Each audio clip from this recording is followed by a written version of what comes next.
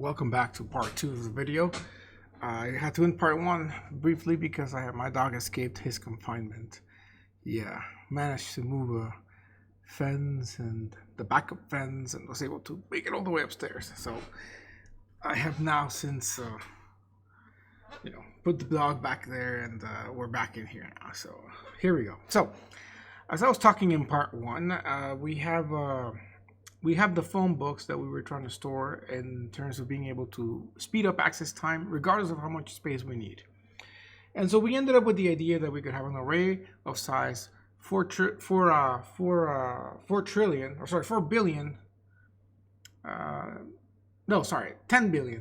10 billion entries, because then we can keep potentially all possible phone numbers. And so in this array that's going to take 4 trillion bytes to store, we are only going to have 3 things really stored in there. So it's unfortunately not quite as efficient in terms of space, but in terms of time, it's the fastest. So now what we want to try to do is, can we take the same concept of having some piece of data that we're accessing directly map to a specific index in an array? And the answer is yes. Let's take a look at the phone numbers here. So in the phone numbers that we have, we can see that within the digits, this digit, which happens to be, I guess, 1, 2, 3, 4, 5, the 6th digit of that, the 6th digit of that, and the 6th digit of that happen to be the same.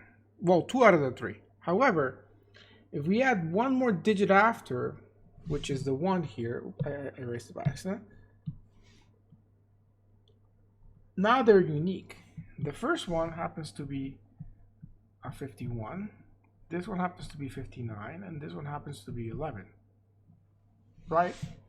And so what we could do is we could actually create an array that's a little bit smaller than 10 billion entries, and maybe make an array that's of size 10, but still be able to maintain the power of this direct access system. So that's exactly what we're going to do. So let me just copy and paste our phone numbers down here.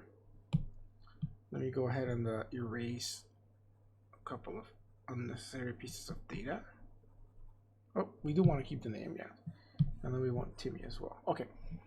So what we can do here is we can go ahead and create an array of size. Actually, we'll make it of size 100. So it takes entry 0 to 99. And what we're going to use to decide where in the array these 3 phone numbers go are these 2 digits that we marked. So the first phone number is going to go in the index 52, which is technically the 52nd item, but it's index 51.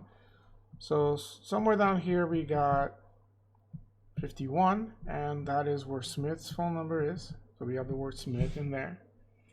And then a little bit down beneath it, we got 59, and that's where Jones is going to go. And somewhere up here we had 11, and that is where Timmy will go. And so now what we are doing is we are only using part of the number to map where in our array things are stored. We're using potentially what would be the 6th and 7th digit of the phone number.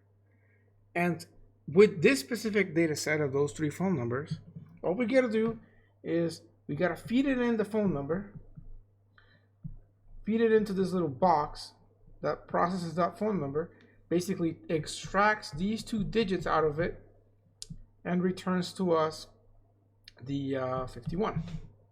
Which in this case, all it's really doing is essentially just taking out the 2 digits there. Okay, so this little magic square of extraction is known as a hash function. And for a simpler scenario, let's assume that the phone numbers were actually more like this.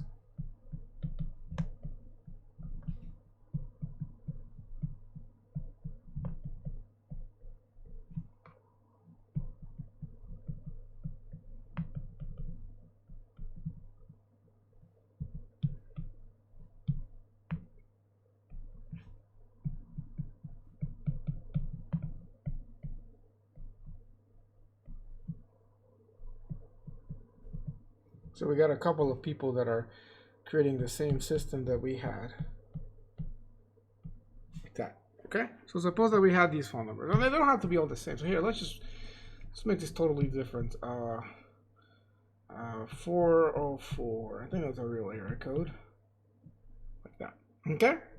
And maybe this is a 7. Just to make things different, because I feel like I keep repeating a lot of numbers here. So like that. Okay? So this is even easier, because what we can do here is we can actually use the last digit of all of these phone numbers because it's different, right? So we can actually make an array of size 10. And basically in index 1, we keep this one, index 2, that, index 4, index 8, index 9. And of course, index 5, index 3, index 7, and index 6 are all empty. So if somebody came in and said and got a phone number that was like 111-111-1166, then that would be okay. He would just put it in index 6 and we'd be okay. So how can we convert the phone system here into just taking that last digit? Well, there's a lot of ways, but one of the ways, the reason why I'm doing it in this example instead of the one above, is because in this specific case, we can use the modulus operator. You guys remember the modulus operator is going to give you the remainder of a division. So for example, if I'm saying 5 mod 2, and we typically use the percent sign for modulus, or you say the word mod. So in either of these scenarios, what we're saying is 5 divided by 2 is equal to what? And furthermore, if we do the division, we see that it's equal, well, technically it's equal to 2.5, but we could also say this is 2 remainder 1. And so what we're looking at in modulus is that remainder. In an integer division, what is the remainder that we have left? And so the result of that is 1. Okay? And now typically when you're doing modulus, you will find that the right operator of the modulus operation, sorry, the right operand of the modulus operation is the range of digits that you can have as a result. So if I'm doing 895 mod 21, the range of numbers that I can get out of this are going to be anywhere from 0 to 20. I'm never going to get 21 because if I did, you know, think about what this is saying. This is saying take 895 divided by 21. Now, whatever this division is, I don't know. But the point is that if it was something like, let's say it was 10 and some remainder. If the remainder was 21, it means that I could just make that 11, right? So here, let me go ahead and kick in. What is 895 divided by 21? It's 42 and remainder. So 42.61. So let's see, what is 42 times 21? 42 times 21 is 882. So that means that from 895 minus 882 is going to be 8 plus 5, which is 13. So this would be 42 remainder 13, right? So the highest number that we could go before this goes up is this could go all the way to 20. Or sorry, what we'll do in the original division? Yeah. So the highest it could go is up to 20, because if we said 42 times 21, which is equal to 82. If we did 43 times 21, you know, that would equal 903, right? And so if we had as an answer 902, you know, so if we were doing 902 divided by 21, that would be 42, which we know is 882, with a remainder of 20, right? This is basic math I'm doing here. And if we add 1 to that, then we could just say that the answer is 43. So hopefully that makes sense to you of why the range is 0 to 20, right? And so that works for us. Using modulus works in this scenario because if we take modulus 10 of every one of these digits, the answer to that is going to be a digit from 0 to 9 that is going to be the last digit here. If we did modulus 100 instead of 10, then we would use the 2 digits here. Modulus of 1,000, we would have these 3 digits here.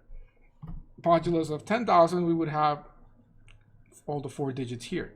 And so we can use that to have these specific values map to a specific index in the array while still keeping a smaller size. However, this isn't a perfect solution to the problem, because now suppose that within this list we had a different phone number that was like 888-111-8898. What's going to happen here? When we hash this, if we're just hashing it with a size of 10, you know, with the modulus 10 here, it's going to try to go into the same spot as this phone number. And so it's going to either overwrite it or say that the phone number already exists. This is known as a collision. And that is a problem because we don't want two things to go to the same spot, because if I am searching for and saying who owns number 888-111-8898, well, it turns out that, you know, suppose that this is a Jason's phone number, okay, down here. And this is actually Jane's phone number here.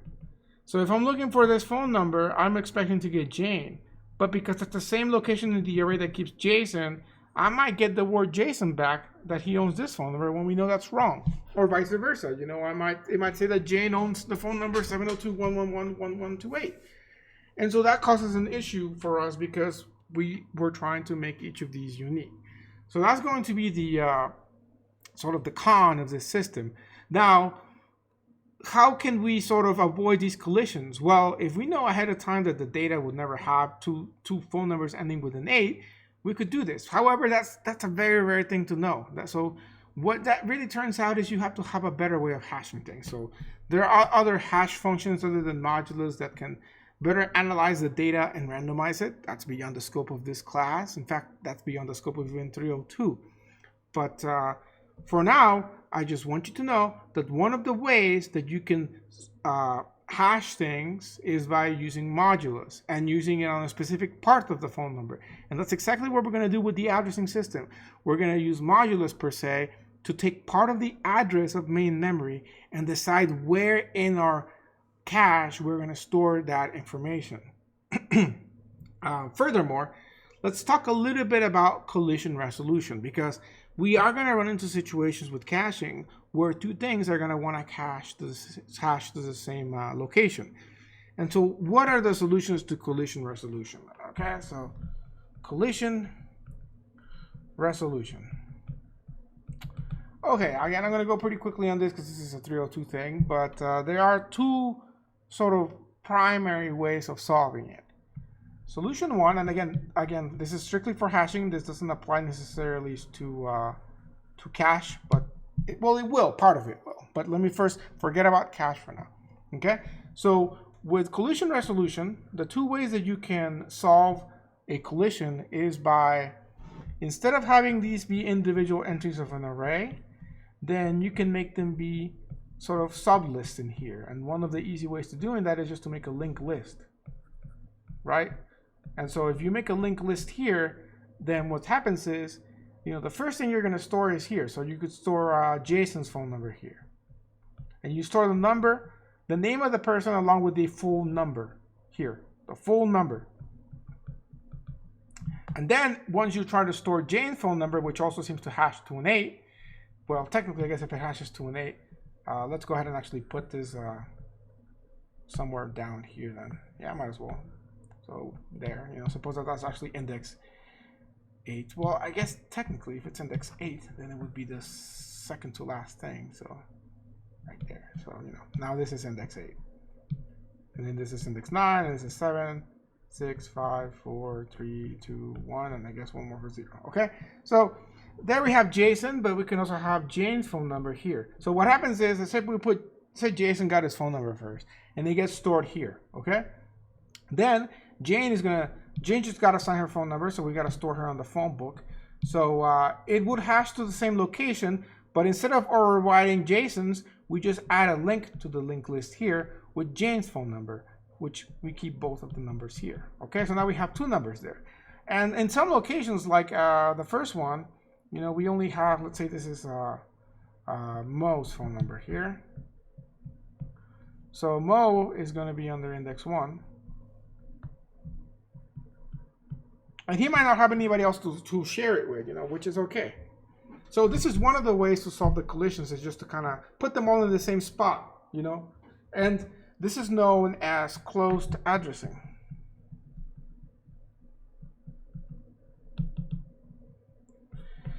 Now, this method of solving the collisions, it has a downside, as do all methods to solve collisions ultimately, because you don't want collisions, but they are a necessary evil that we have to deal with.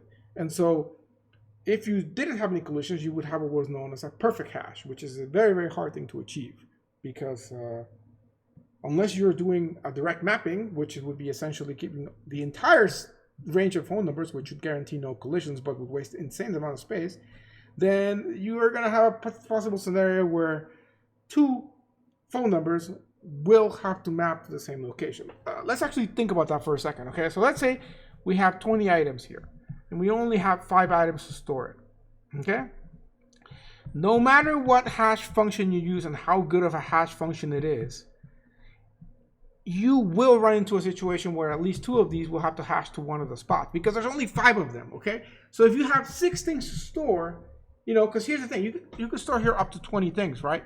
But the moment that you hit 6 things in here, not even 20, just 6 things inside of an array of 20. So if you have this one full, this one full, this one full, this one full, and then maybe 2 more full somewhere in the other 20, then at that point, no matter how amazing of a hash function you have, 2 things will have to hash to the same location, because otherwise, where would they hash? They couldn't hash outside. That's impossible. They have to hash to one of the locations. And that's the other thing. Your hash functions have to always have a result. When you feed some data to your hash function, it must always hash to a valid index. If it doesn't, then it's wrong. And you can't have wrong hash functions, because it's a really, really bad thing. So because they have to hash to one of the 5 spots, then you're essentially guaranteed that even if your hash function is amazing, the moment you throw in a 6th item, it's going to have to go in one of the existing spots, because they're all full at that point. So I hope that makes it clear of why you will have a collision when you're dealing with a table that is smaller. And you should be asking me, why not make this 20? Okay, sure, I could make it 20, but at that point, why am I not just using the initial array? At that, if that is the case. Well, then you might be like, well, because this one I can access faster. True, but that is only applying in the scenario of hash tables. When you apply the scenario to cache, the idea of making the cache smaller than main memory is because we're trying to save money. So we will not have that luxury of being able to achieve a perfect hash. We will always have collisions. So anyways, one of the solutions is, of course, close addressing. And basically, if 2 things hash to the same spot, then you just put them in the same spot. But, from a implementation point of view, you just throw some sort of list in there, like a linked list, or if you know about binary trees, then you can put something like an AVL tree and things like that. But the downside to this system is that, before, with a perfect hash or a direct map, if I enter a phone number, I get one result immediately, constant time, and I'm good to go. With this scenario, I can no longer achieve that perfection, because now, if I am looking either for Jane or Jason's phone number, I am going to be hitting here. And I potentially, if I'm looking for Jason's, yes, it's going to be the first thing that shows up. So I'm good to go. However, I am still going to, if I'm looking for Jane's phone number, I'm going to have to look at Jason's phone number first. And then I'm going to have to look at Jane's. And then I'm going to be able to say, okay, that's a match. Or if I'm looking for another phone number that starts with 8 that is not here, then I have to look through both of them first before I can even say that it's not found. So it's quite a bit of a challenge to be able to search through that potentially, because that's going to take longer time, right? So we lose some of the efficiency, but it's still much better to be just looking through 2 things than it would be to looking through, I think, what was like 6 phone numbers that we had. It's still faster, right? And so close addressing is a solution that doesn't cost a lot to implement. However, it's still reliant upon the fact that you have a good hash function. Because if you have a really bad hash function, so suppose, what would be a really bad hash function? Suppose that you just always hash to one spot in the array for some reason. No matter what the input, you always hash to index 8. That's a terrible hash function because you're just making a list. At that point, you have sort of degraded your search time from being a constant time to being a linear search at that point. So that would be the worst case scenario. So of course, you know, if you have a decent hash function, you hopefully have a few collisions. You know, if we have this scenario where we have 20 and only 6 things on the other side, or 4 things on the other side, then yeah, on average, you want each of those to only have about, you know, 4, you know, well, here, if we have 20 things that we're trying to store into something of size 5, then ideally you want each of these to have 4 things. Because then in the worst scenario, you're only comparing it against 4 things instead of 20 lines, right? So, but that, of course, is very hard to actually achieve in practice. That's one way of hashing. The other way of hashing is using the system known as open addressing. And there are different systems for doing open addressing hashing. There's linear probing, quadratic probing, and potentially even a double hash function. Again, if you want to learn more about that, you can go on my channel and look at the hash table video. For now, all I'm going to be talking about is linear probing, okay? Because that's going to be kind of the closest thing to caching. And so, with linear probing, what ends up happening is instead of having a linked list, we still just keep an array. Because, well, here, let me give you the potential negative thing that can also happen here. You are still wasting some space in the close addressing system, because here's the thing. The way we have it now, you know, we have a bunch of addresses, but we have nothing that hashes to 5. So here we have inside the hash table, index 5 is completely empty. And meanwhile, we have index 8 that basically has 2 things in it. And that takes space. So potentially we are wasting space. You know, we have a space waste here. Now, yes, the idea, the simple fact that you're using hashing is a idea that you're gonna sacrifice some space for speed, but we want to sacrifice the least amount of space possible. So open addressing allows you to do that. Allows you to slow things down a little bit more, but at the cost of sacrifice of saving space. And remember, cache space is very expensive, and so as you will find out, open addressing is actually more of what they tend to use there. So with open addressing, you know, let's say that we have simpler system. Okay, we just go from 0 to 5. So that potentially means a range of 6 digits. Okay, and so suppose that we're trying to hash something that goes. By the way, suppose we have a number that is hashing to 6. Okay. And then we have a number like 8, we have a 0, we have a 1, and we have a 2, okay? Those are the ending digits of our phone numbers or addresses. How do we fit 6 in here? Well, we can use modulus for that. We use modulus of the size of the table. So the size of the table is 6, right? 1, 2, 3, 4, 5, 6. It goes from index 0 to 5, but the size is 6. So because of that, we're going to take the phone number's input. So we're going to take, for example, in this case, a 6. We're going to do 6 mod 6, and that's going to return to us the spot that we index it to. Same goes for here, okay? This is, of course, a hash function, which would be h of x is equal to x mod s. S being size of the table, okay? And so here our x happens to be 6, and our s happens to be 6. In the next line, we have an 8. So the 8 is going to be 8 mod 6. Oh, by the way, I said 1 there. Apologies for that. It's a 0. So, yeah, 8 mod 6. What is that one going to be? Well, in this case, it's going to be a 2, right? Because 8 divided by 6 is 1 with a remainder of 2. So that's why we get a 2 there. And then 0 mod 6 is just going to be 0. And then 1 mod 6 is, again, 1 divided by 6 is basically 0 with a remainder of 1. So 1.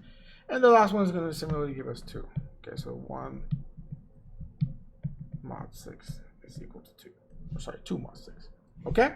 So now that we know where these things are going to map, let's put them in an order. So this will go here. So we're going to put the 6 there. And then we're going to put in the 2 for the 8. So that goes here. And then the 0, which would go in 0. So if this was closed addressing, then we would basically make our linked list here, which would have a 0. However, in this scenario, we are going to be using append addressing, which means that instead of overriding this or creating a linked list, we're just going to go to the next available spot beneath and throw it in. So in this case, the 0 is actually going to go there.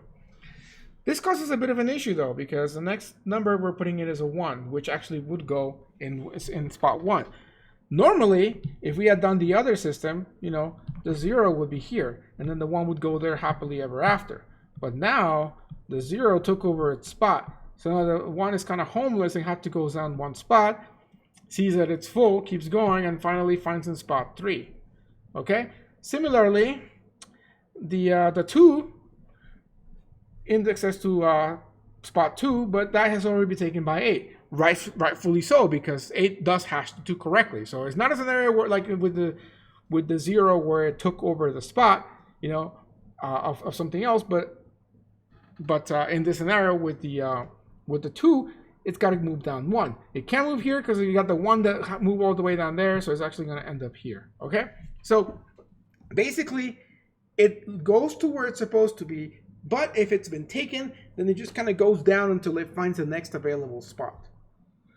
So in this scenario, you guarantee that as long as there's a space in the hash table, you will be able to fill it up when you insert something else. Because now imagine I insert a 12, which would hash to just 0, right? Because 12 mod 6 is just 0, because 12 divided by 6 is 2 with a 0 remainder.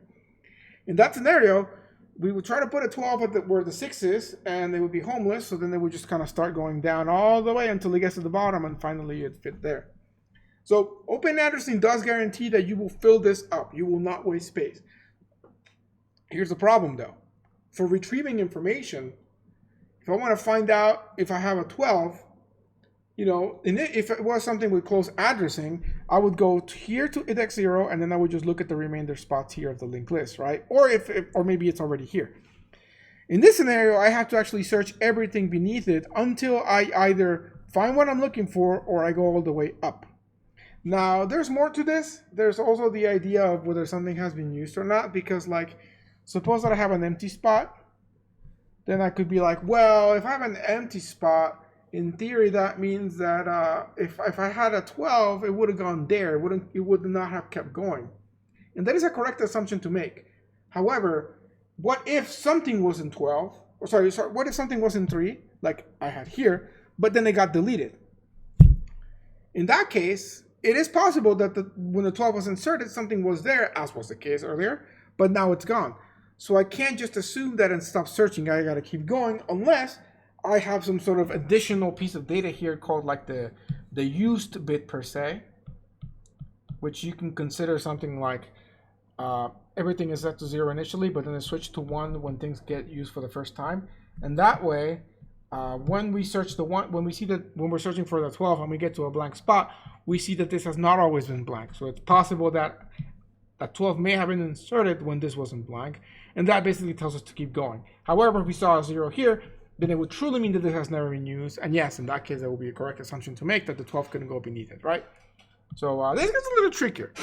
But again, that's as much as I'm going to talk about hashing for now. And hopefully this helps you a little bit with the assignment.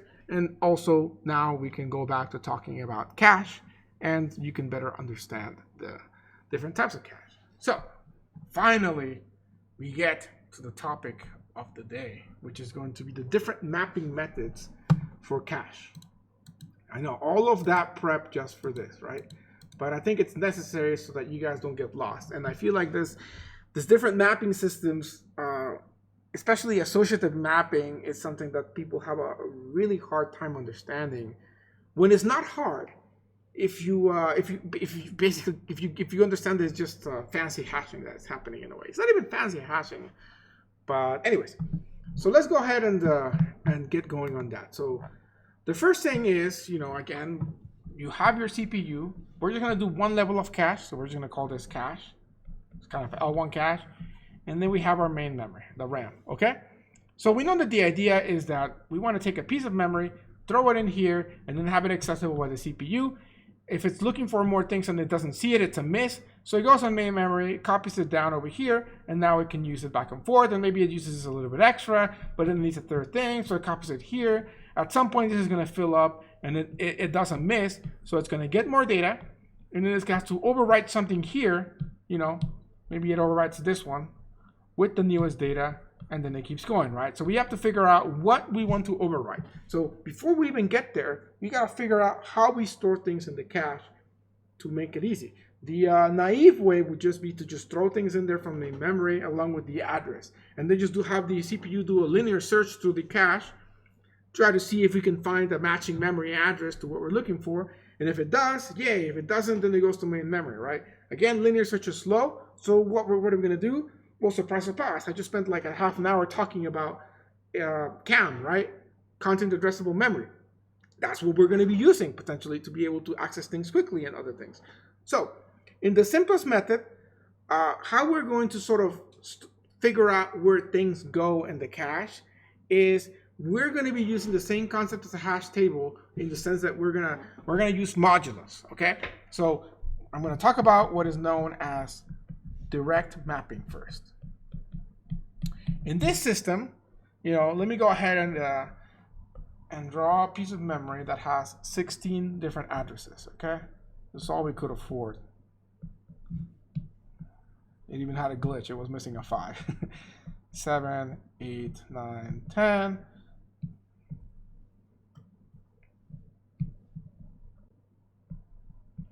11, 12, 13. Actually, let's not put the lines yet, because otherwise it'll get messy. 14 and 15, right? That's 16 total. Okay, so now let's put the lines like this, make it easier to see. There we go.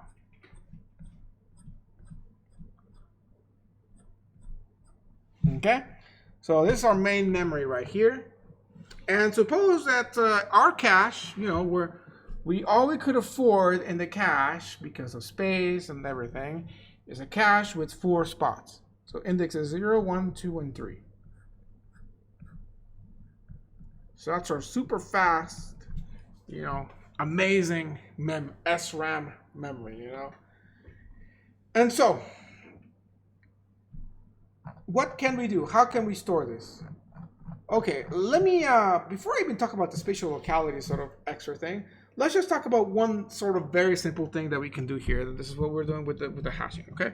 So what we can do is we can use the whole idea of modulus. And so what is the size of what we're trying to store? It's size 4. So remember that formula, h of x is equal to x mod s. In our case, s happens to be 4 because it's the size of the cache.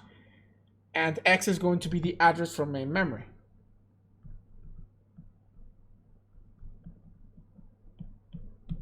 So suppose that I want to store, suppose that the CPU sends a directive saying requesting address 5. I'll just put 5, requesting 5, okay? It's requesting that address. And so it goes to the CPU, and it's like, yo, I need address 5. And again, I haven't talked about how it searches through it. We'll get there to a second. But let's say it doesn't find it and it gets to main memory. Okay?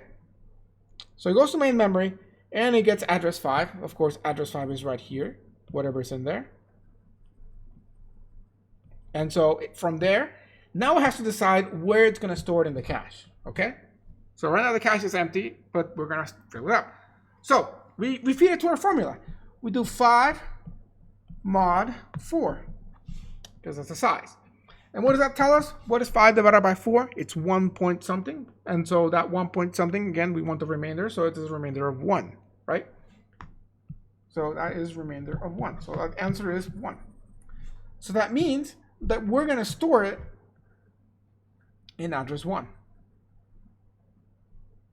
And of course, now that it's there, the CPU can use it. Suppose that the CPU requires it again. Now, on the side of the CPU, how can we search to the cache and make sure that we can find it? The naive way would be, of course, again, just to go linearly and search for it, And what do we need to store also in the cache? So this is a good point. So let's talk about the idea of the tag and all these other fancy things. So let me pull up, yeah, this one, locating data in a cache. So this is on the book. So we have a couple of more things than just the data. So at some point, somewhere in here, we have the data itself, okay? So that's just the data, whatever's in the actual memory spot, okay? But we need to store a couple of other things inside of here. Just storing the data itself is not enough. I wish it was, but it's not, because we need to find out where this data came from. It's like, there's a 42 in there, and you're like, where does 42 come from? I don't know, it just came from main memory. We don't know from where. Well, that's useless to me. I need to know if it came from a specific address, because I don't know if this is like variable X or Y in my program. Like, it's just a random 42 that just somebody threw in here, you know? And so, essentially, in addition to this, we need to store the address of where it came from. So that would be potentially, in our case, 5. Of course, it's being stored in binary, right? And so in binary means that it's stored in a couple of bits. Now, what is 5 in binary? Well, 0, that's 0. We have 1. Then we have 2. Then, oh, I failed. 2, and then 3, and then we got 4, and then 5. Okay, that's going to be 5 in binary. Okay? So, what we're going to do is we need to store actually a 101 here. However, to make things more efficiently, and it'll make more sense, we're actually going to split them up into something known as the tag and also the k-bit and even an n-bit offset. Okay? However, just to keep things simple now, we are going to just say that for now, the 101 is a tag. Okay? We'll get deeper into this and actually split it properly later. Okay? So essentially, what I want you to understand right now is that we need to store not just the data in the cache, but we need to store both the data and the address where it came from. Why is that the reason? Well, you'll see in a second why, okay? Because if all I do, let's say that it has a 42 in here. So this is 42 here. And if I don't store where it came from, again, you try to access it, you know what it is. But furthermore, you might be like, well, this must be address 5 because I hashed it. If I request address 5 again, they would tell me that same information. Well, yeah, but suppose that I go ahead and require address 1 after this, okay?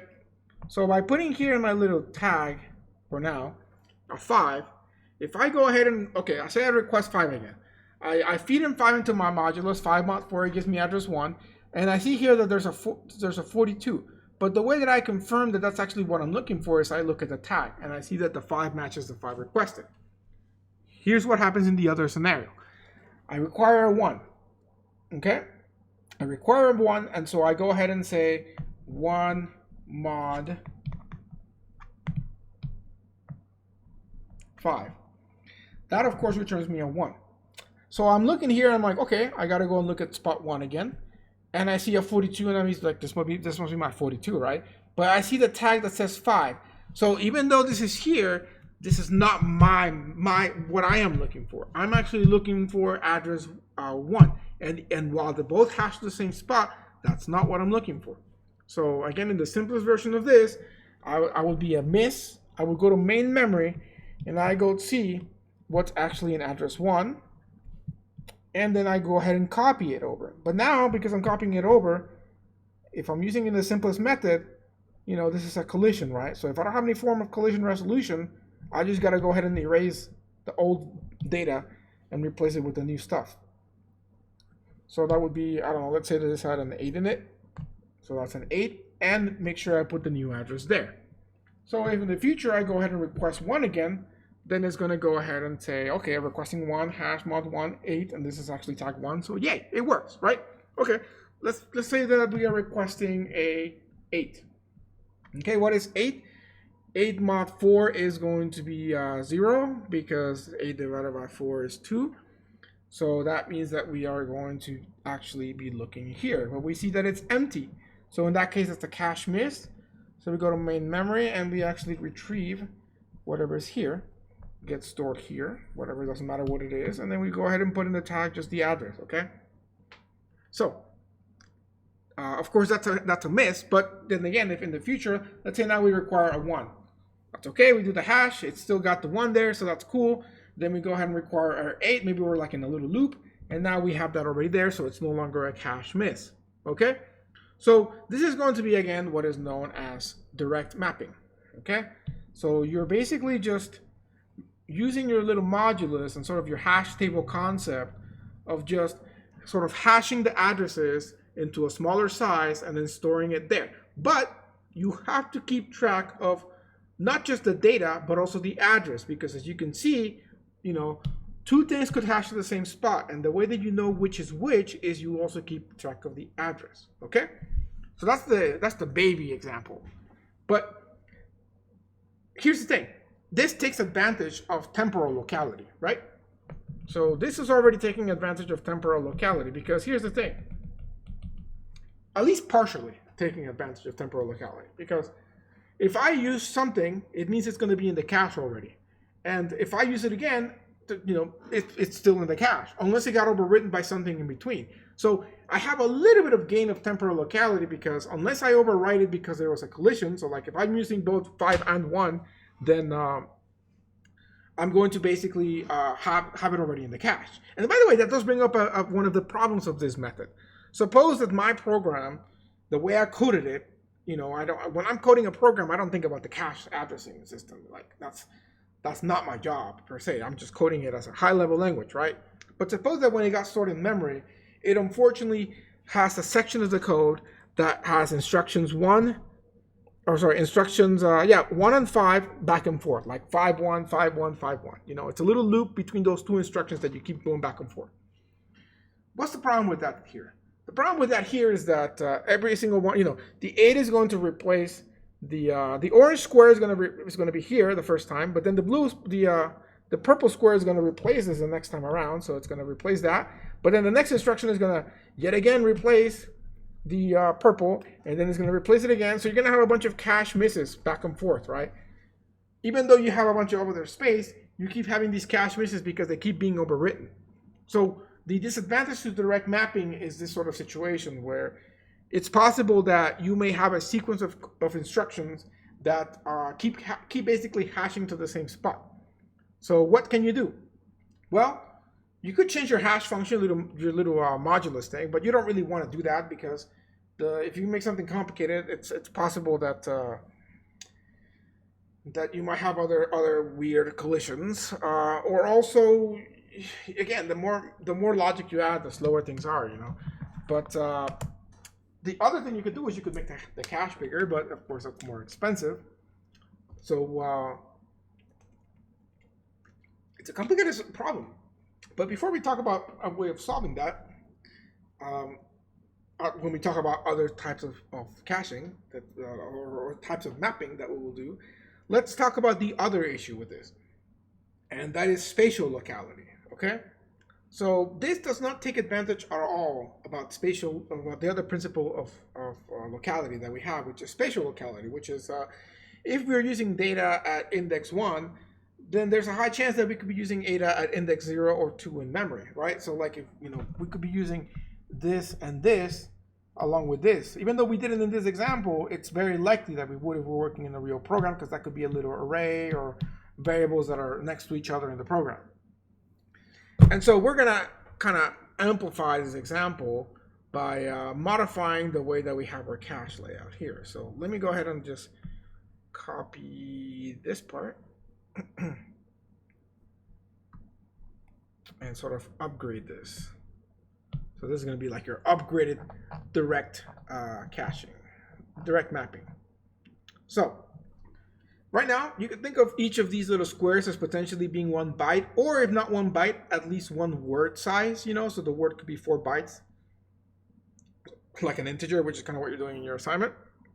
But we're going to upgrade that so that each of these indices holds more than just 1 word.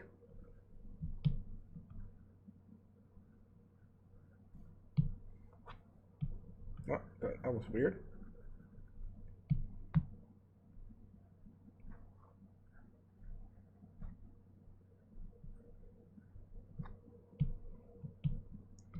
Let's erase a couple of these things,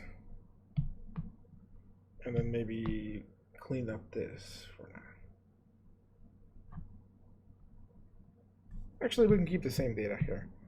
We'll just leave it empty, okay? And we still got our CPU and everything. CPU is over here, or not just CPU, the core. Okay? So, now let's talk about block addressing for our cache, okay? So, this is block addressing. And so block addressing is still going to be using the same direct mapping, but now rather than copying just one slot of memory, one word of memory into each cache location, we're going to make them wider. So now they can hold 2 words in the same index. So that means that potentially, nope, that's not the same color. These two addresses kind of are groups, and then we have the next 2, which I guess color won't match, so let's just get rid of those colors. These 2, and then I'm running out of colors here. We can consider them to be pairs, although in memory they're not pairs.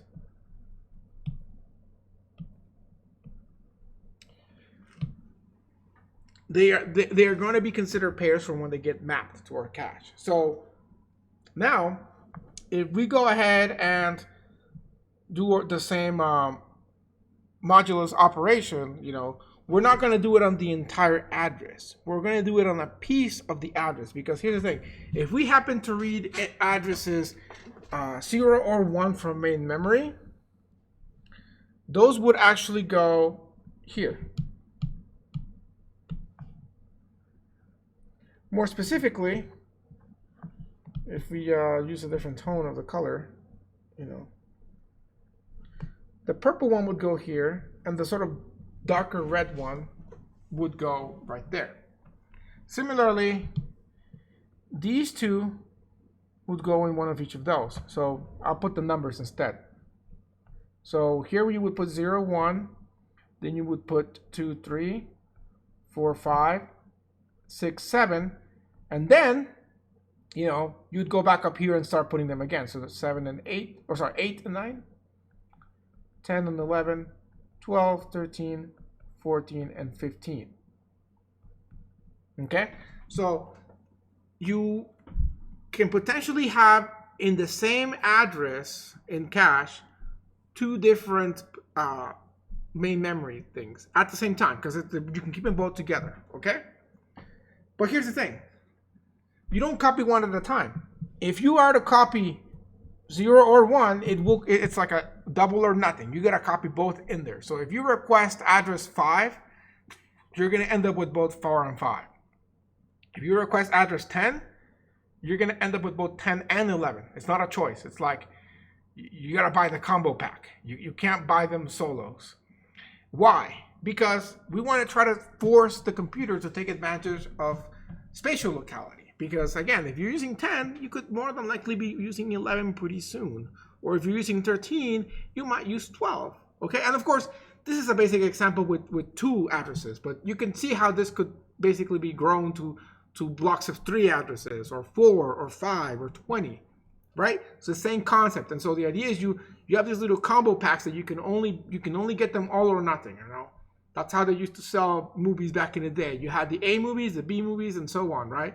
So if a theater wanted to show an A movie, they wouldn't just sell them the rights to show that movie. They'd be like, okay, you can show our A movie, top blockbuster movie, but you're required to also have show times for our B movies, you know? And the studio might be like, well, the B movies suck. Yeah, but that's how the contract works.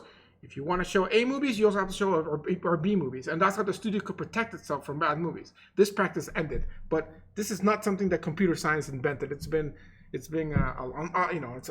old concept just applied to a new problem.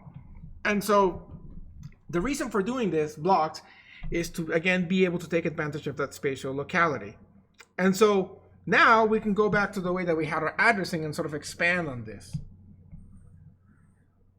So let me just copy it. And so now, how can we directly map still use the same hashing, but still map this to the right spot, right? Because we don't want to have to kind of increase the complexity of the hashing. You know, we still want to be able to kind of do this simple modulus operation, but now we're going to be looking more at the individual bits to be able to do this.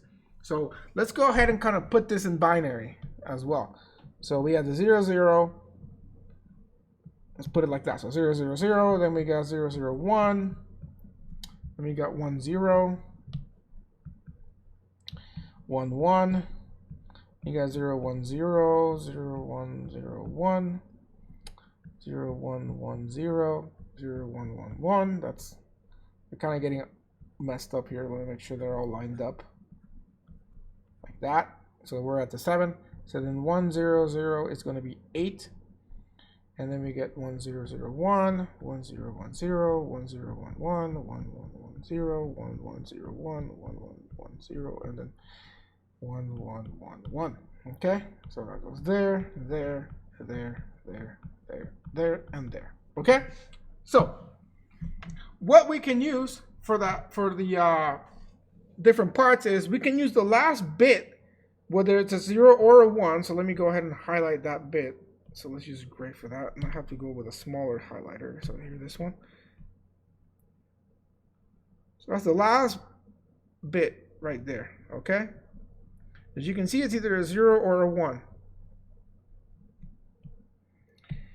That 0 or a 1 is going to basically decide whether it goes on the left or the right of our cache block, right? 0 or 1. You can see how that kind of solves that issue. Furthermore, to hash it, we can go ahead and still use the 2 bits here to figure out where it goes. The next 2 bits. So let me highlight those. It changes the color if I do that. So you can see how those bits are all zeros, and they do cache to spot 0. The next 2 bits here are 1. That represents 0, 1 is just 1 in binary. So that will hash to index 1. This will hash to index 2. This will hash to index 3. And then again, these are zeros again, so they will hash back to index 1, just like the first 2. And then these will hash to, well, index 0. And then this will hash to index 1, and so on. So you can see how we can use parts of the address for the hashing without even using the modulus operation. We can just use basic logic gates because the numbers are there in binary for us. Okay, so this makes things a lot faster than trying to perform some sort of modulus. You can do this with logic gates at this point. You can see that the 0 or 1 decides whether it goes in the first part of the block or the second part of the block, and then you can see how the second 2 bits here. So that's the first bit. Then you can think of this as the second and the third bit. Those can decide which row they go in the cache, and then that last bit is unused for deciding where things go in the cache. However, it doesn't mean we just throw it away. We want to keep that in the tag to basically check whether things match or not to what we're looking for. That's still going to tell us, because here's the thing: if we have our address is 0 and address 8, you know. So let me highlight them a little bit. So we have address 0 here and address 8. They're both going right here, right? Right there. So, however, what we can see is that in one of them is a 0 and the other one's a 1. So that can be our little tag, just a single bit, to basically check whether it's what we're looking for or not.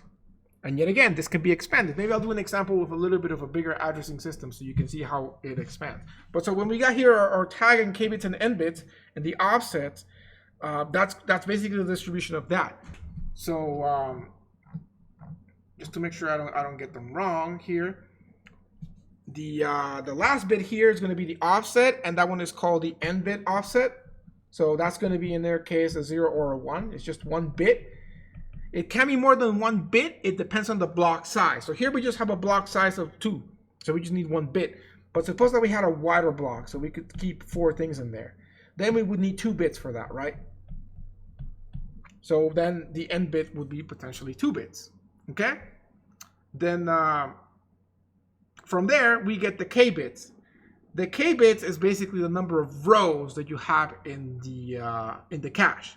So here we just have 4 rows, so we can use 2 bits. So in this scenario, it's 2 bits here. However, suppose that we had 16 rows in the cache. If we had 16 rows in the cache, then we would actually need 4 bits, right? So suppose that we had a 4 blocks by 16 rows.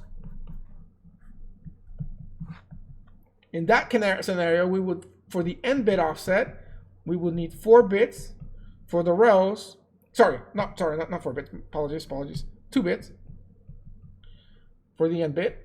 For the rows, because we have 16, we can count that with 4 bits. So then that would be, the k bits would be 4 bits. And then the tag will be the remainder of the address from main memory. So if our main memory happens to be, let's say it's 1024 addresses, then that's 2 to the 10. So that means that it would be 2 to the 10 minus 2 to the 4 minus 2 to the... No, I'm getting confused here. Hold on a second. It would be the exponent.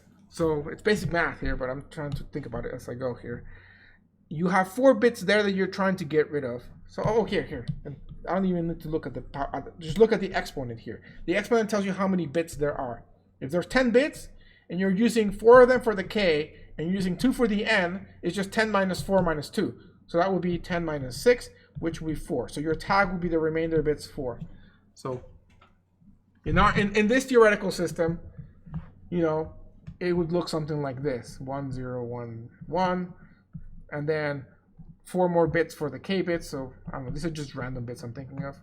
0 1, like that. And so this will be your n bits, this will be your k bits, and then this will be your tag. And that will make the tag be unique between any potential stuff that would hash to that same location in the array. Because if something hashes there, it's impossible for it to have the same tag, because otherwise it would have hashed to somewhere else, or is the exact thing you're looking for. So that's going to be. So again, the lowest n bits are the block offset, and the k bits is going to be the index of your cache, and the tag is the remainder of the address that you use to confirm if what you just hashed into is the data you're looking for, or just something else that would have hashed to the same spot. Okay? This makes sense to me because I knew it, but it might be a little tricky for you guys to get it. So between reading the book, rewatching this video, and asking questions, and also I think when you actually go and implement this in your assignment, that big programming project that you guys, yes, I read the comments that you guys wrote. You got scammed indeed, because it's a little bit harder than 135. I think it's more like 202 level, but too late now. But you guys have to do the assignment. So yeah. So essentially, I think between all those 3 things, it'll make sense. So while in the test, I'm not going to drill you very hard on this. I will probably in the finals, but at least for the midterm, you guys have to understand the basics of this, okay? So yeah, I'll say it one more time, just for all sense and purposes here. So we have 3 things. We have the n bits, which is going to be the offset here, because we can keep more than one thing. And the number of bits required to count for the number of size that we need is how many n bits do we have. Then we have the second part of that, which is the k bits, which is the number of bits we need to count how many rows of the cache we have. And then we have the remainder of the address from main memory, which depends on how big the main memory address is, which is the tag, which is what we use to resolve potential collisions, to make sure that we're actually accessing the data that we want and not just something else that was hashed to the same position in the cache. Okay? All right, let's make it more complicated now. So let's go ahead and talk about associative cache. I think this is when the reality of 219 hits in, but at the same time, I think it doesn't get any harder than this. I think this is peak difficulty of the class. So yeah.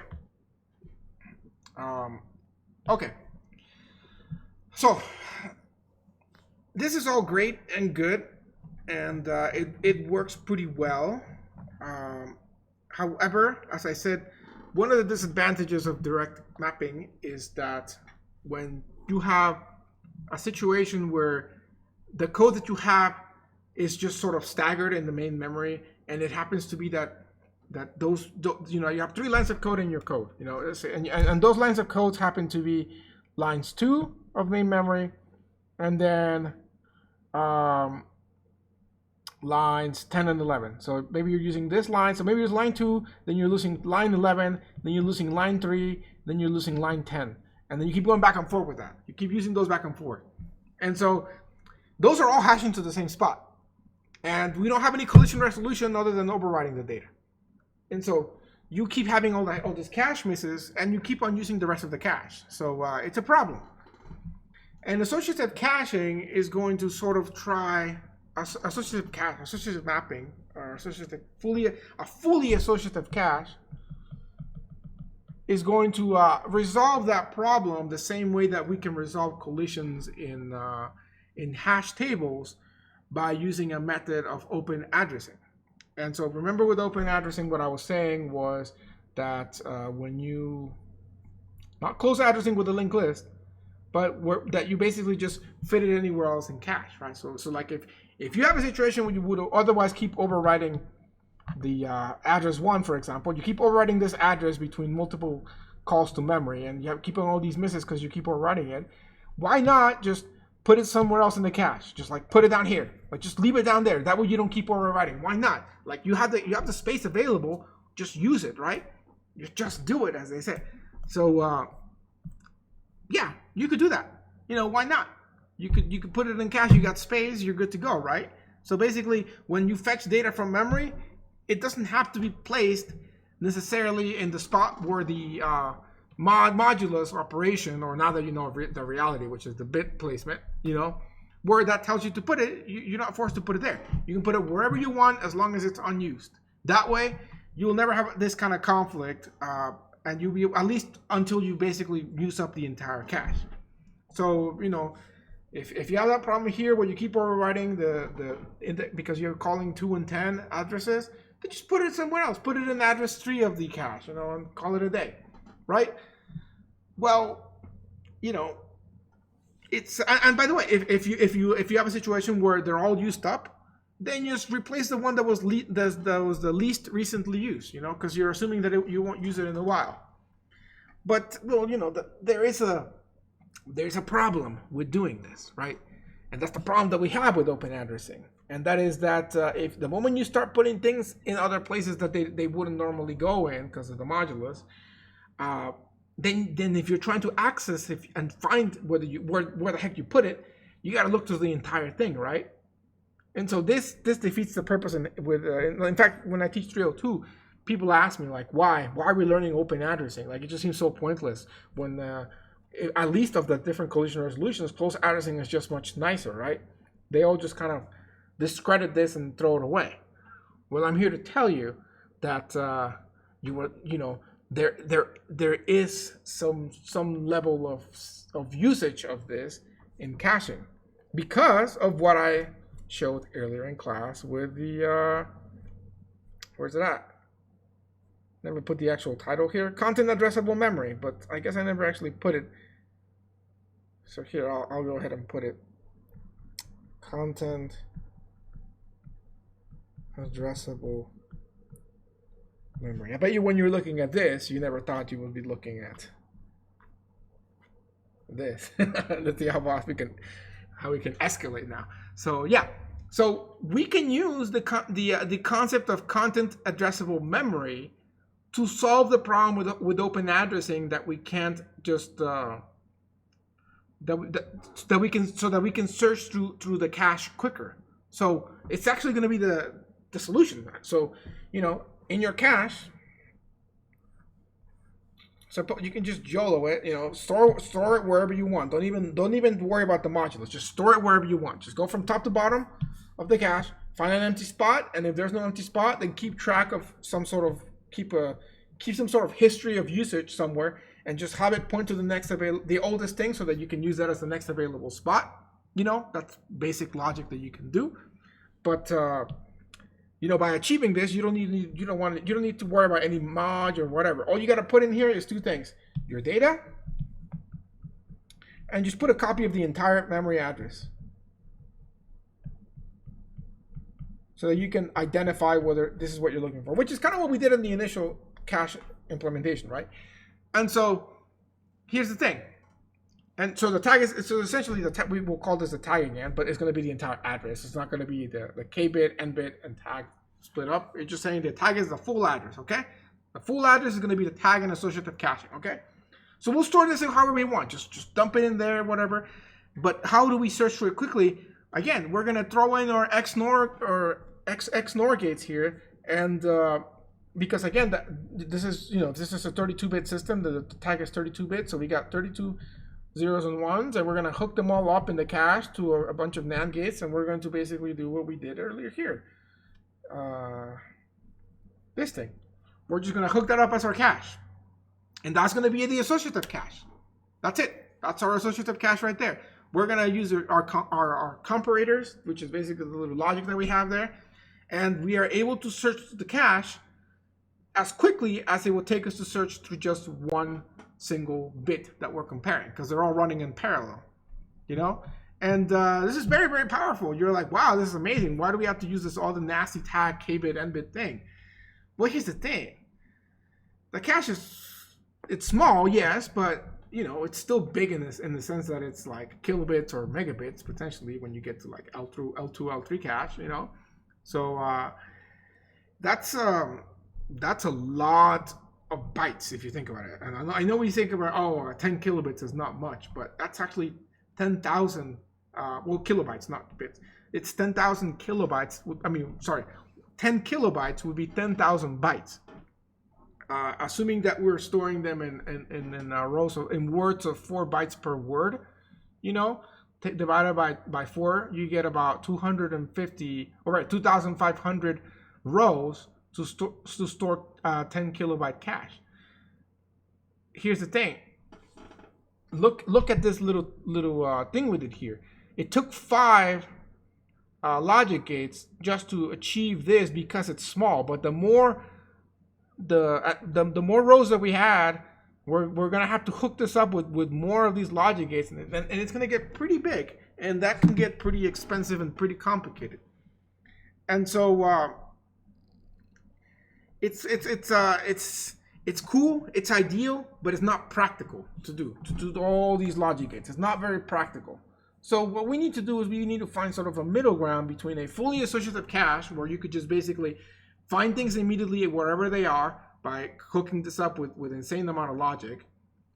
Again, it's 32 bits, so if you want to think about how many logic gates that would be, let's do that. That's actually a worthwhile exercise to analyze, to make sure that we actually understood this earlier. So we see that to compare one single byte with what we're searching for, took us, I think it was, okay, so it took us one XNOR gate. Yeah, just one XNOR gate, which is made up of made up of 2 ANDs, 1 OR, and 2 NOTs, right?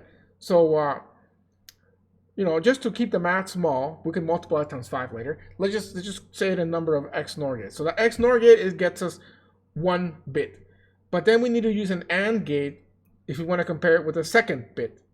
So that adds up two gates now. We got 1 XNOR and 1. So here, let's keep track of that. So we'll say XNOR and we'll say AND. So we have 1 XNOR for 1 bit, but if we want to do 2 bits, then we're going to need 2 XNORs and 1 AND to basically join them together. Okay? If we have 4 bits, we need 4 XNORs for the first layer, 2 ANDs to sort of put them together. Oh, I don't know what's happening with this thing. It's glitching out on me. So here we go. So 4 XNORs, 2 ANDs to put them together, and then 1 AND to put the 2 together. So basically we have 4, which we then AND together, but then we get AND those together, like that, okay? So that basically does it for 4 bytes, okay? But now if we want to do 8 bytes, we basically have to double this. So, for that, I can, so I don't mess our beautiful picture. Now that I've seen that, we can do it down here, so. That is going to be for 4 bytes, okay? But now if we want to do 8 bytes, we basically do it together like that. But then we need an AND gate to basically connect both of them together. So that's for 8 bytes, right? We want to do 16 bytes. Then we just basically double this, but add another AND gate in there. So then we just need one more AND gate there. And that's for 16 bytes total now. So where we are right now, we are at 4, 8, 12, 16 XNORs. We're at 2, 4, 6, 8 AND gates in this level, and then 4 more here, and then 2 more, and then 1 more, right? Let me count again to make sure I don't make a mistake. 4, so we got 2, 4, 6, 8, and then 4, and then 2, and then 1. So that's a total of 12 plus 3, 15, right? 12 plus 3, 15, yeah. So we got 16 XNOR, what did I say? 15 AND gates, and that's it, I think. Okay, maybe 8, 12, 14, 15. I'm triple checking because I don't have you guys live here to correct me, so that's why. Otherwise I'd just be like, yeah, whatever, and then just trust that you guys will correct me, because you guys usually do, and that's a good thing. But here I don't have that luxury, so here 16 bytes to do that. But we want to do 32 bytes, so we just double it. So double it like that, and then just throw in one more AND gate in between. And that gets us our 32 byte solution, which is going to be 32 plus 32. So that will be 32 XNORs, and then 32 ANDs. Actually, 30 ANDs plus 131 ANDs. Okay, I think you can start to see the pattern here. So I'm assuming that 64 bytes would be 64 XNORs and 63 AND gates. Okay, that's just for one row. So, and again, the XNORs are potentially made up of 5 individual logic gates. I'm assuming that there's a transistor that does XNOR, but let's just, so that I can prove my point more and exaggerate, I can multiply 5 times 32 to find out how many gates that would have been if it's just AND or NOT gates. And that would be 160 would be the equivalent of those gates for then the XNORs. So then the reality of this is I got 160 plus 31, which is 191, and that would be 191 per row. Okay, now if we go in the book here, and let's go ahead and take a look at some cache. That was in chapter 3. Well, let's first go over the cache, and they show the. Actually, no, I think that was actually chapter 1 where they have the different architectures. Yeah, here we go. So let's see, Core i9 cache. They don't really show the L1 cache. L2 cache, they have 1.5 megabytes, but I'm really looking for the L1. Hey, 512. Yeah, sure. Let's go with 512 kilobyte. Actually, here I can just Google i9 10900K cache size. 20 megabits. That's probably the L3 or a total of everything. So I'm looking at the i9 10900K, which I think is one of the ones that I was looking to get. So let's see what the cache is for that. So specs, you can't see this, but I can. It just says the L3 cache. It's not giving me the L1 and L2. That's sad. Okay, here I Googled to the rescue. Let me try Googling that.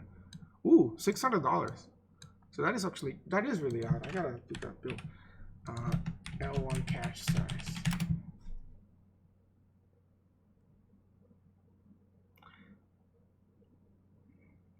$64K total. I think that's what it is.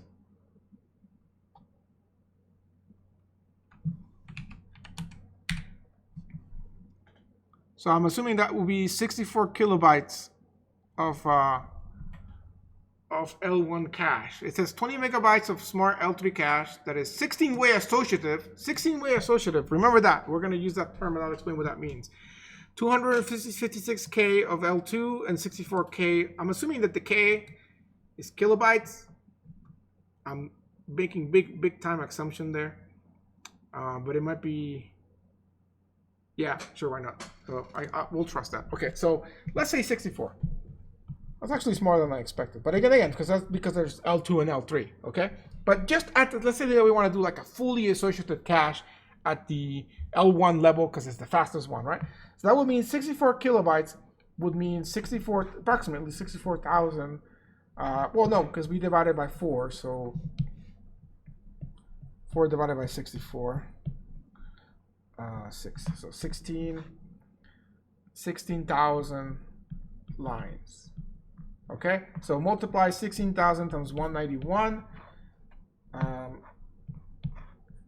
That makes it easier because then we can just actually screw that. We can just use the calculator. I'm not trying to prove anybody that I know math here. 191 times 16,000. Oh, I typed it 171. 191. That would be 305,600. So that would be 3 million, approximately 3 million logic gates. Assuming that each transistor can do one logic gate, that's about 3 million transistors. Now, I know you're thinking, we got billions of transistors, we can afford 3 million, but that's still a considerable amount for just cache. So, and you're trying to fit this in the chip too, so it gets pretty big pretty fast. Now imagine they want to do this with the L2 cache, right? I saw L3 cache was in the megabytes, right? 20. So let's say that it was in the 20 megabytes. So let's say the L3 cache was 20 megabytes. How big would that be for this? Well, that'd be 20 million again divided by 4. So 4 divided by 20 is 5. So that would be 5 million times 191 transistors per gate. Sorry, per row. So that would be 5, 1, 2, 3, 4, 5, 6. That would be in the order of almost 1 billion transistors.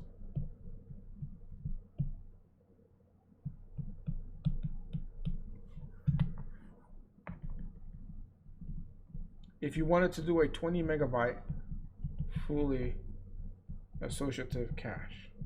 Now I am doing a lot of corner cutting on this math. You know, but for all intents and purposes, I think my point has been proven that that's a ton of transistors for cache and not very practical per se.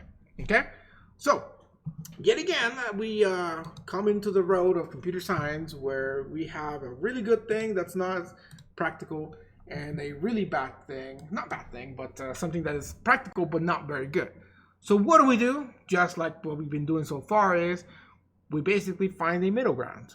We throw both features together and hope for the best. And so that is what essentially the third type of caching is going to be.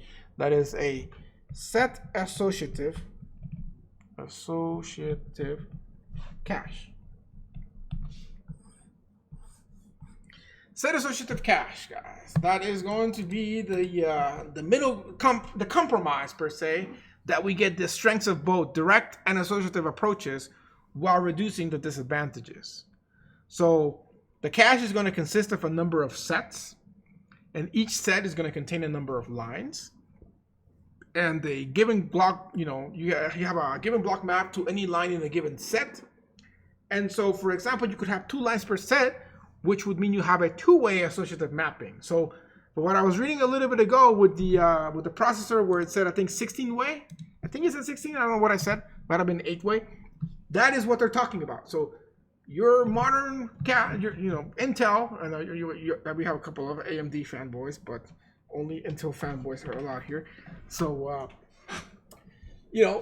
assuming that the top tier research, Intel's 10 generation chips, they are using what I'm about to show you here. They're using the 16-way associative caching. So let's understand what that means. So before you panic, because associative caching by the name is kind of scary sounding, all that we're really doing is we're sort of mix matching. So when we have direct mapping, we force everything to go into a specific spot, right?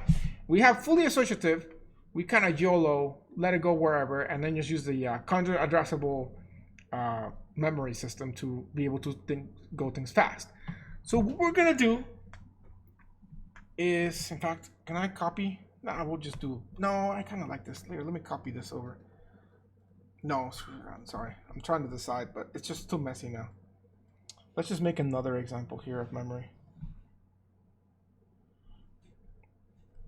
What we're going to do here is we're still going to have our main memory. In fact, here, let me make the lines a little bigger.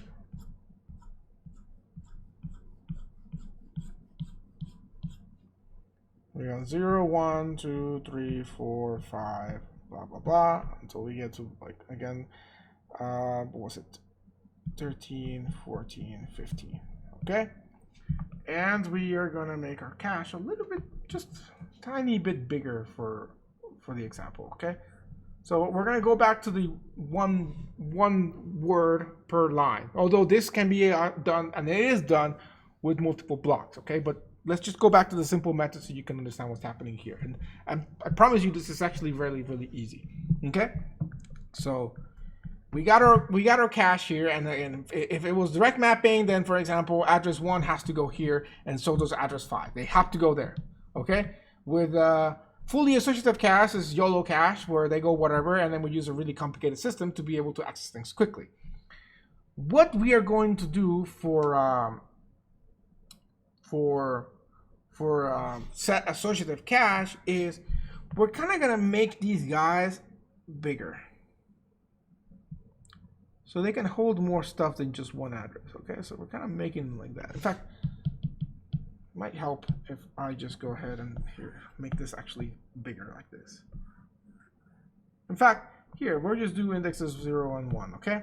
So we kind of, we downgraded our cache from 4 indices to 2. However, before, you know, these could hold one word, right? Yeah, we could have multiple block sizes where it can hold multiple ones, but again, we're going back to the simple example. We just, they can hold one word. However, in the set associative cache, they can hold more than one word. In this case, we're going to say that each of them can hold 4 words. And so from there, what we're saying is that if, for example, address 0 hashes here, it can go in any one of those spots. Similarly, if address 5 hashes there, actually in this scenario, because we only have 2, technically all the even numbers are going to be hashing to the first one.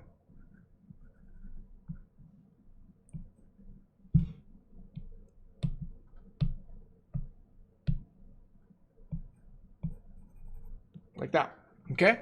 So all the even numbers, whatever it also is here even, are going to be hashing to that first one. And all the odd numbers will be hashing, I know I keep using the word hashing, but you know what I mean, mapping, to the bottom one here.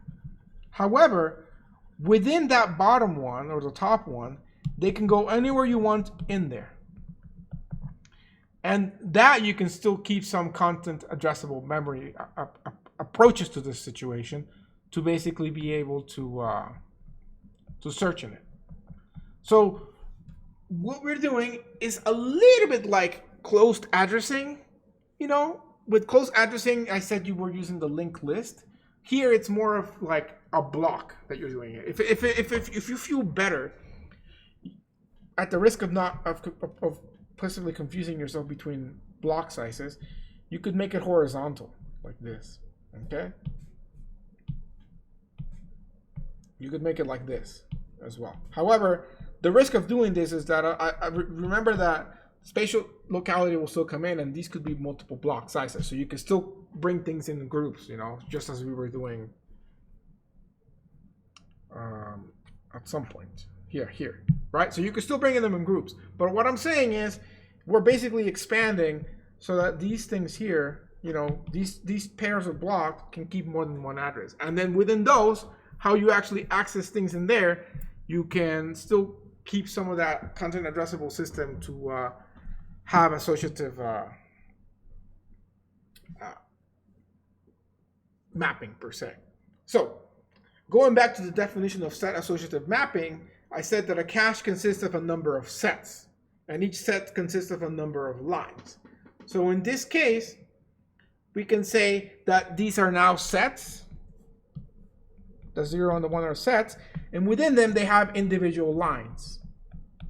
Okay? So a better example of this would have been if I do something like a two-way associative mapping. A two-way associative mapping means that you still have our 0, 2, 3, I guess 4. I don't like it being weird numbers. 5. Let's go all the way to 8.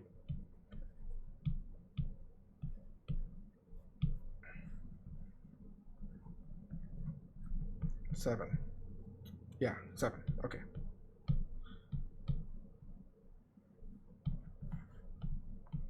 Okay. So here, we have our cache. However, each of these, and let's say that this cache can contain 2 blocks. So it can contain, oh, that doesn't look pretty, like that. So it can contain addresses potentially 0, 1, 2, 3, 4, 5, 6, 7, 8, 9, 10, 11, 12, 13, 14, 15, and then again it goes here, so 16, 17, 18, 19, and so on. And then from here they would get to 60, I guess 33, 34, right? So in main memory, the value is at 0, 1, and then eventually the value is at 16, 17, and then eventually somewhere here the value of, actually, this would actually be 32. If I don't mess up the math here. 33. Right. Oh, we are missing a number in between. So it's 8 times 3, 24. So that would be 24 and 25 here, actually, before we see the 32. Okay? So if that's the case, then somewhere here we got the 24 and 25. And then eventually, yes, we have a 32 and 33. All of those would map to the same spot, which would be here. Okay? So if we go ahead and we call, if the CPU requests address 17, it would go right here. However, it would also get the address from the one before it, 16.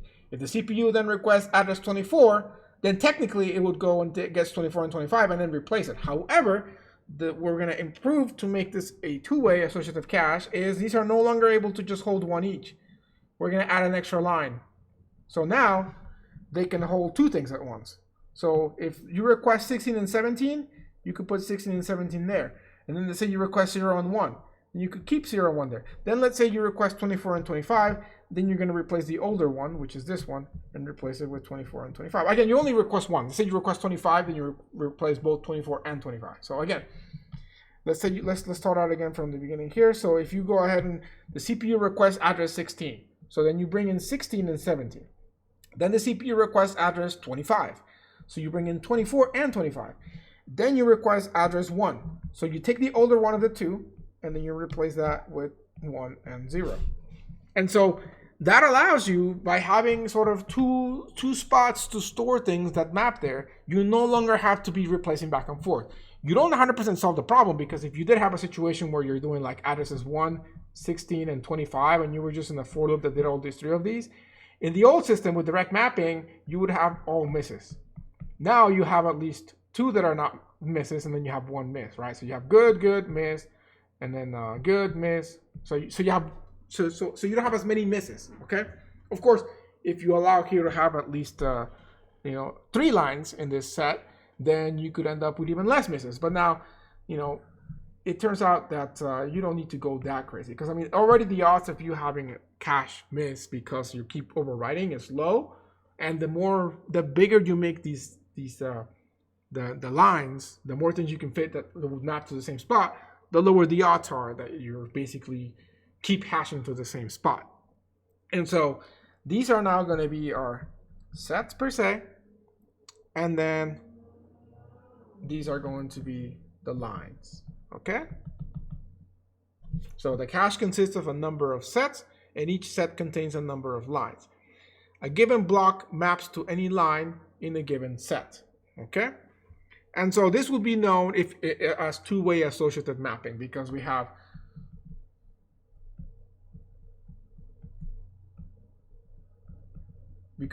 two lines in each of the if each of the rows per se. I know I said sets, I call sets, but I like rows better, okay? So a given block can be in one of two lines, in only one set. So a block of data can now be in sets. If you want to think about the word sets before, then every time I said row, you could think of that as a set, okay? Because that's going to be the terminology that they're using when they're using set associative mapping, okay? Again, the rows are sets now, and then sort of the sub-rows, that basically where things can be thrown in, whatever, those are the lines. And those are the ones that you can still use some tech, like content addressable memory and or other systems, because or even just linear search, potentially, to sort of keep the advantages of both systems. So yeah, so that's a two-way. Potentially, if we had 4 lines per set, that would be a 4-way associative mapping. Now, if you have if you want to see like the latest processor, I think that was a 16-way I said, right? So that means that they have 16 lines for each of the sets that you have there. So that is going to be what set associative mapping is basically, or cache is going to be. Again, when you do this does make things a little bit trickier when you're looking at. So let's look at the whole tag, k-bit and stuff. So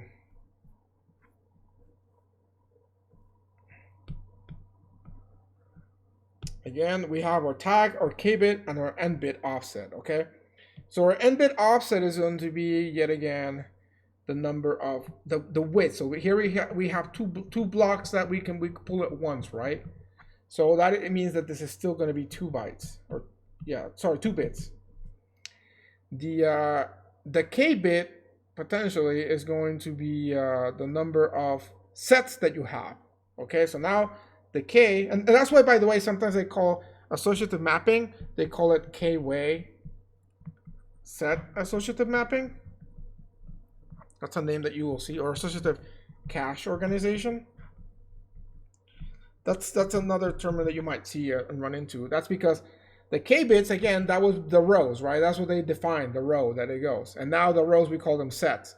So if you have 8 of these, it means that you're going to need, in this special case, you're going to need 3 bits for that.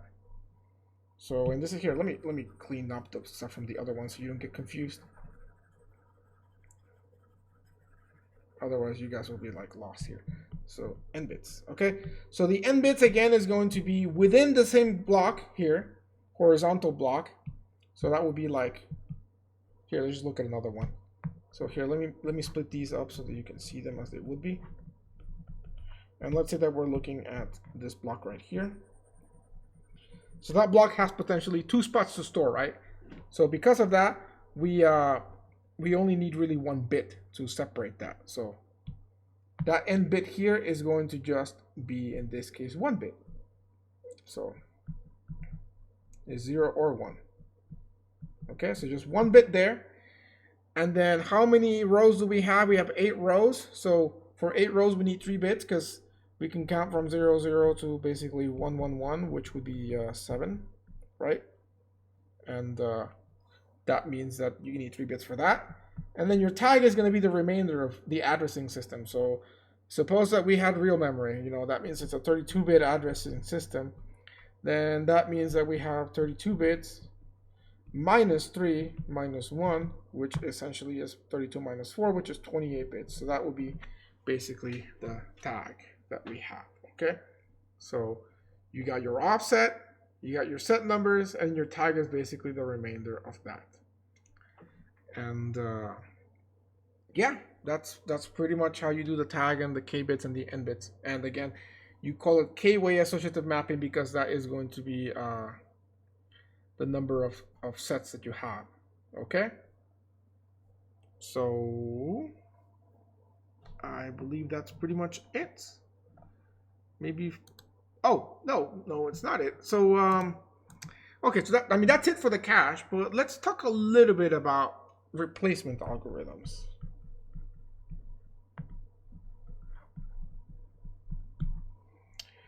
So right now, one of the ways that we've been replacing things, and that's the most common one, is going to be that once the cache is filled, you know, let's talk about fully associative caching. And fully associative caching, or YOLO caching, you replace, the way that I said is you just take the oldest one and you take it out. You kick it out, right? And you just keep the most recent stuff in there, and the oldest one keeps getting replaced. And it's a pretty nice way to do it. When it comes to direct mapping, then you don't have that choice. You basically replace as you go if you have a collision, right? So if you are looking for something in address, so let's look at our direct mapping. So if you're looking for something that hashes to the address 1 there, and it's not what you're looking for, then you're going to pull it from memory and you're going to overwrite that here. You're going to overwrite it. So that's how you do the replacement. There's no other choice. And if that was the thing that you just most recently used, well, too bad, right?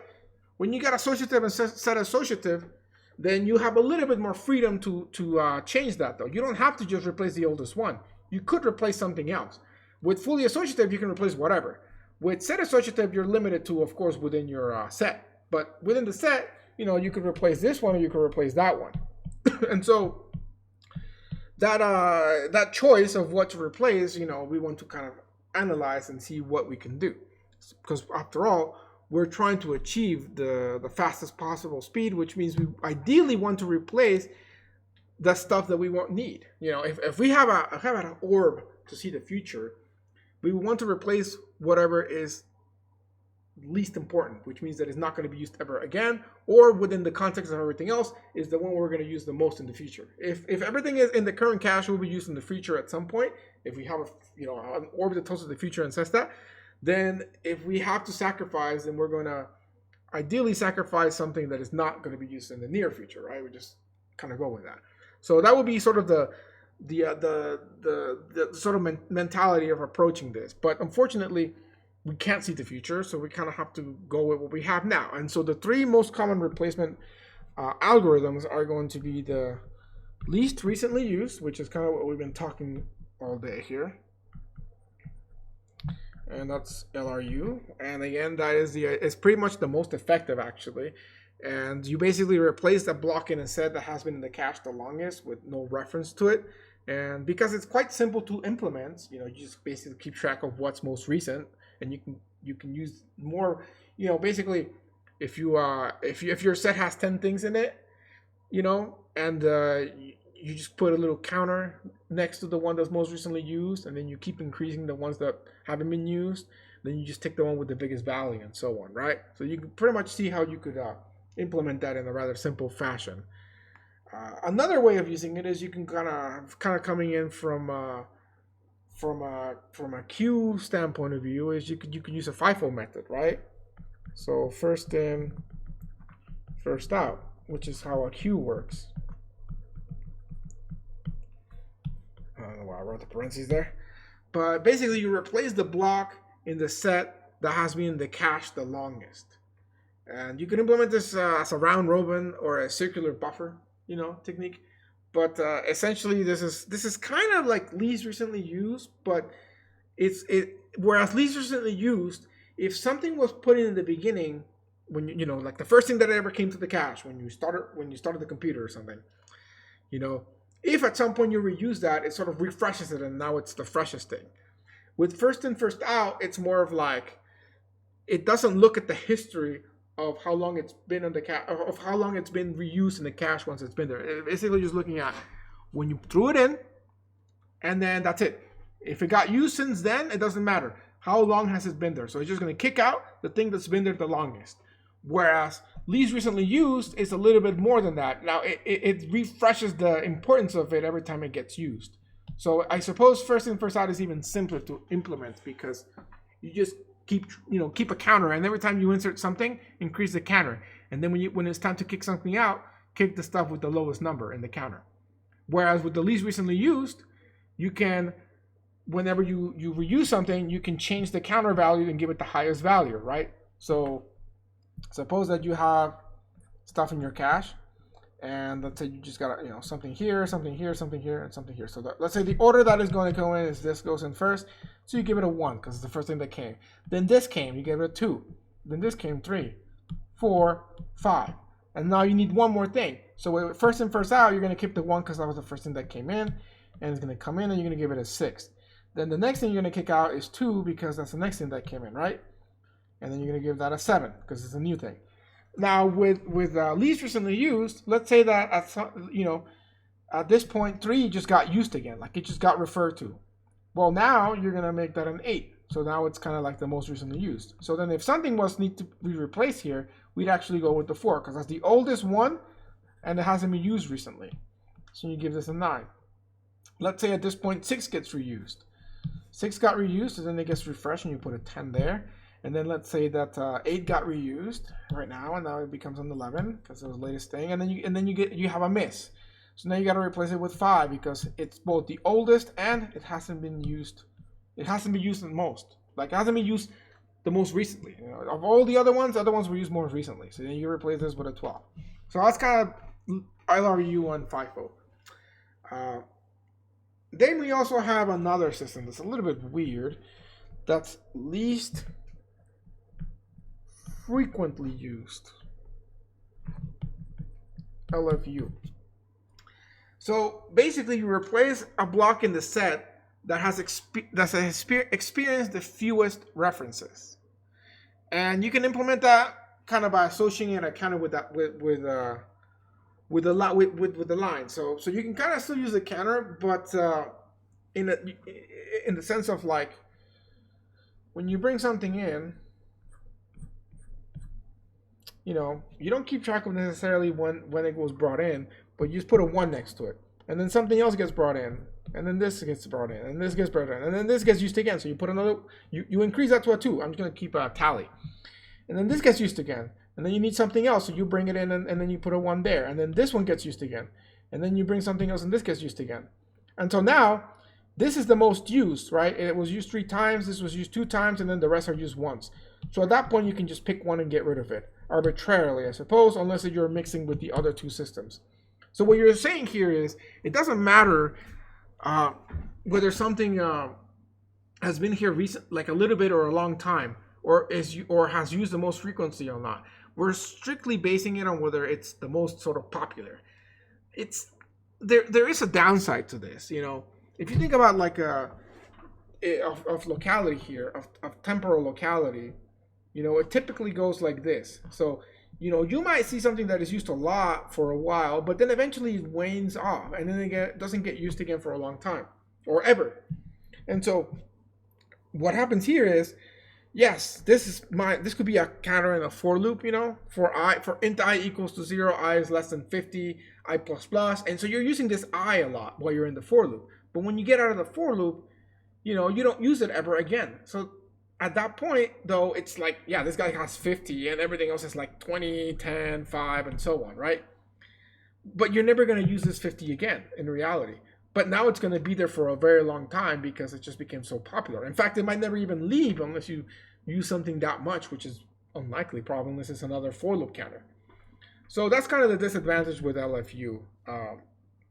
You don't have to make this exclusive. You could throw in LFU and then mix it with like LRU, and then give some weight to this, right? So you can mix and match to sort of give it a little bit of extra weight or the siding. Because like for example here with the LFU, you might have a score that keeps track of LFU but also keeps track of FIFO. And so if something just came in, you give it a certain value. But if something is also used a lot, you might still keep that. So it doesn't have to be exclusive. So yeah, that's kind of the most common replacement algorithms. And other than that, we can talk about writing policy, I suppose. So writing policy, I know Sam talked about this a little bit as well, and I talked about it a little bit, but I might even talk about it today, I don't know, it's been such a long video at this point. But if you have a 1-core computer, and you have, let's just say you have a 2-system cache. So you have L1 and L2. Let's say that the L1 cache is doing something here to a variable, right? It's increasing it. It's a counter.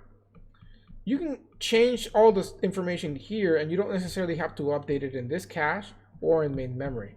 You can update it as much as you want here, and only when you're done with it or when you have some free time in terms of communication, you can update it in main memory, right? And that works fine. That's sort of the the old school method, you know. So if you're doing an operation on a write operation on a variable, you will never have a situation where you're getting old data, because when the core or the CPU wants, if it's a single core computer, wants to communicate with memory, it has to go through the cache. So you will always get the updated value that you've been working with and not the older ones here. So if you have a variable x here that has a 5, you know, first of all, you have a cache miss, so you don't find it, right? So what you do, say you just copy it. Well, if you have a cache miss here, you look here, you also have a cache miss in L2, and then you go to main memory, and then you find it, okay? So what do? The easy way is just copy it over into L1 and potentially L2. But let's just say you copy it to L1, okay? Because I'll show you something here. So you copy it over to L1 only. And then you go ahead and modify it a couple of times. It's, again, a counter. It becomes 10. This still has the old value. That's no problem, because if you need to refer it, again, you're going to always hit L1. Now, suppose that you use a couple of other variables, and eventually you got to kick it out of L1. Maybe at that point you can leave it at L2s, because while it's not important enough to use an L1 anymore, you need other stuff in there, and it's just kind of taking up space, you know, it's still an L2 because you used it and you might use it again, right? And maybe you do. Maybe you have a cache miss here, and then you see the X2, X10, and then you copy it over, and now you work with it here, and it becomes 12. Okay? And then you request it again, and now you get it from here, you get a 13. Okay? So you can see that main memory, L2 and L1 all have different values for the same variable. At some point, let's say that you're kicking it out of the cache here. Well, then you got to update here with a 12. But still, main memory has the old value. So at some point, you need to update main memory. Maybe when you kick it out of the cache, you can always do it that way. You can always save that kicking out until you either finish the program you're working with, or you can just say whenever it gets kicked out of cache. Or when you're turning up the computer, you want to clear out the caches and actually update main memory, which will update the hard drive, right? Because the hard drive is at the end of this whole thing that you need to update as well. So this applies to that communication too. So that's one way to do things. You can it actually works out pretty fine with a single core.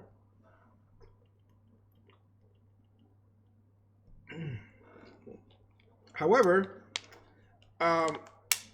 this does not work at all with multi-cores, because as we said, if multi-cores are sharing, for example, the L2 cache, or even they're sharing the L2 cache, but they each have an L1 cache, then you can't have a different value here of 12 and then have a 10 here, because then this core might actually get a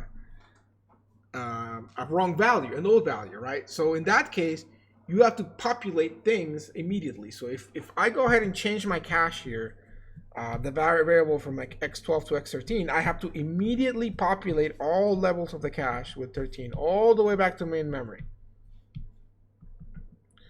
to ensure that there is no accidental and there's no accident from another core accessing the data. Okay, so that basically is a problem when you have more than one device that is trying to access main memory. That could also happen, like for example, if you have a GPU who's connected to main memory. GPU probably has their own cache system, but it doesn't share with the cache there. So if GPU wants to access the X variable, you better make sure that this variable is up to date. Otherwise, GPU is going to be taking an old value while here in your L1 and L2 you got like 15 in both, and then in main memory you still got the 13. So this is a problem.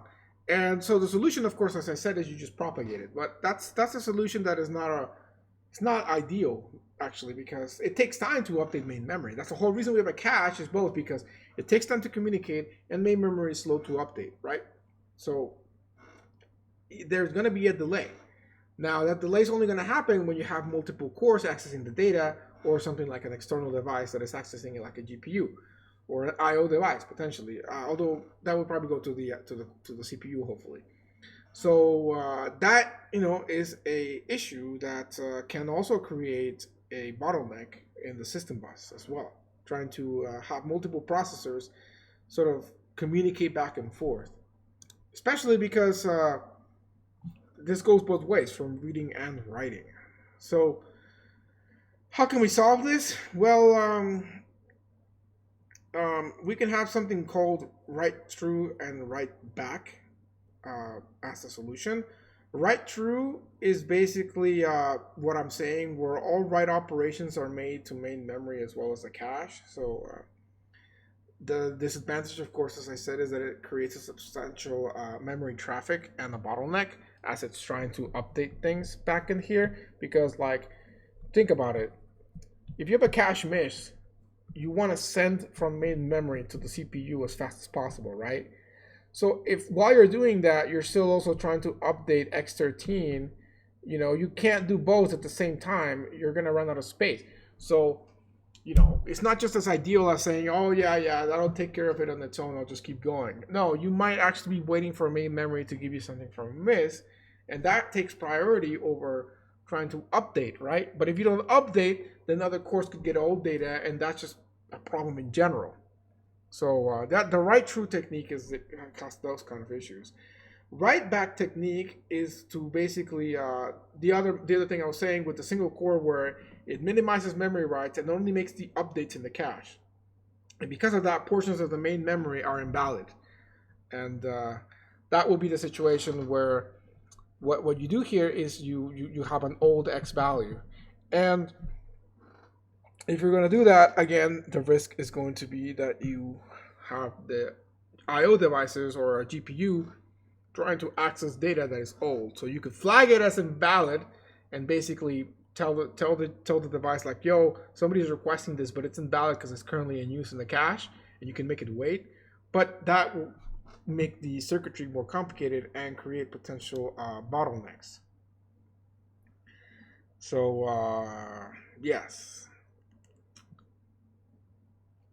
What else do I want to say?